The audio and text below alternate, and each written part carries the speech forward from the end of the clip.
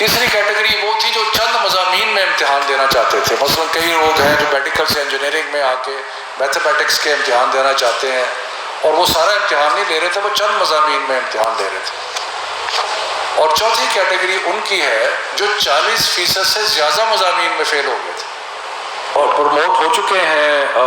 جو اس طرح پروموٹ ہوں 10ویں اور 12ویں میں, وہ اگلے سال کمپوزٹ امتحان نہیں دیں گے, وہ صرف 10ویں کا اور 12ویں کا امتحان دیں گے. یہ اس لیے میں ایکسپلین کر رہا ہوں کیونکہ ایک فیلنگ شروع میں یہ تھی کہ اگر لوگ 9ویں سے 10ویں پروموٹ ہو جاتے ہیں اور 9ویں کا امتحان جو ہے وہ نہیں دیا تو اس کو کمپوزٹ ایگزام دیں. ایسے نہیں ہوا, وہ کمپوزٹ ایگزام نہیں دیں گے, وہ 12ویں کا 10ویں کا امتحان دیں گے اور 12ویں کا امتحان دیں گے. اور اس امتحان کی بنیاد پہ ان کے جو پچھلے سال کے نمبر ہیں وہ کیلکولیٹ کر لیے جائیں.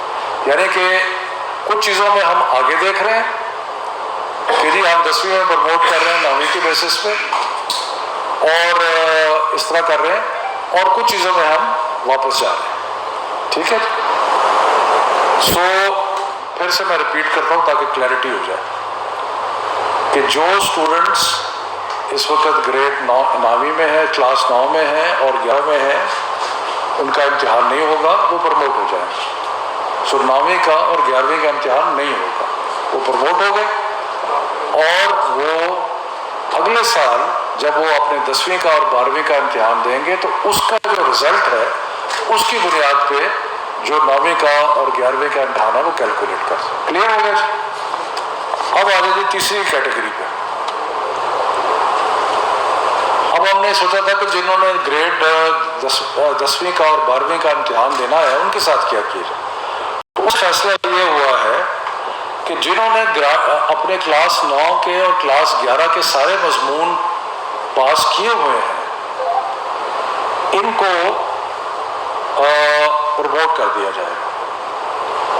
جنہوں نے اپنے 9ویں کے اور 11ویں کے جنہوں نے اپنے 9ویں کے اور 11ویں کے سارے امتحانات جو ہیں وہ جو سارے سبجیکٹ جو ہیں وہ کلیئر ہیں ان کو 9ویں اور 11ویں کی پرفارمنس کی بنیاد پہ جج کیا جائے.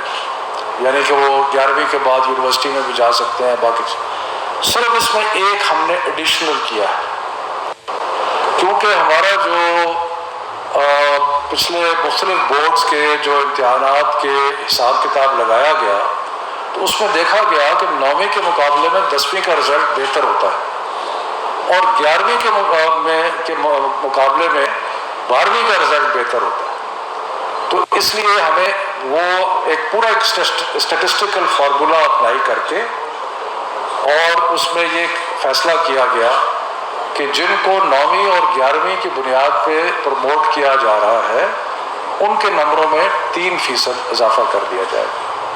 اور یہ جو 3% اضافہ ہے یہ پرانے امتحانات کے سارے جو حساب کتاب لگا کے اس میں دیکھا گیا کہ یہ 3% اضافہ جو ہے یہ کنسسٹنٹ ہے اسٹیٹسٹک سے کہ 12ویں کا رزلٹ اور 10ویں کا رزلٹ 9ویں اور 11ویں کے مقابلے میں زیادہ بہتر ہوتا ہے. ٹھیک ہے جی.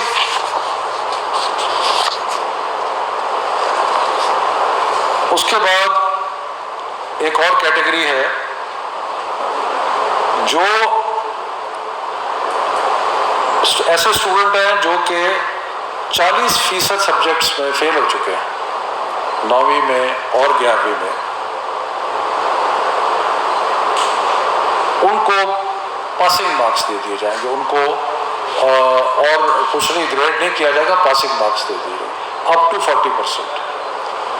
یعنی کہ جو ٹوٹل امتحان ہے اس کے 40% مضامین میں اگر کوئی فیل ہوتا ہے تو اس کو پاسنگ مارکس دے دیے جائیں گے 9ویں اور 11ویں کے بنیاد کے اوپر. اس کے بعد آ جاتی ہے جی کچھ کیٹیگریز رہ جاتی ہیں ایسی جو کہ اس سارے فارمولے میں فٹ نہیں کرتی. وہ کیٹیگریز کیا ہے؟ ایسے لوگ جو کہ اپنے 11ویں کے امتحان پہ سیٹسفائیڈ نہیں ہیں. وہ سمجھتے ہیں کہ اگر اس کا یہ جتنے بھی اسٹوڈنٹس ہیں اس کیٹیگری میں, چاہے وہ ریگولر اسٹوڈنٹس ہیں چاہے وہ پرائیویٹ اسٹوڈنٹس ہیں، جتنے لوگوں نے 9ویں اور 11ویں کا امتحان دے کے ان کے پاس اس کا رزلٹ موجود ہے، جو کہ ان کا رزلٹ جو پچھلے سال سے منسلک ہوگا، وہ ان کو پروموٹ کر دیا گیا 10ویں اور 12ویں کلاس کے۔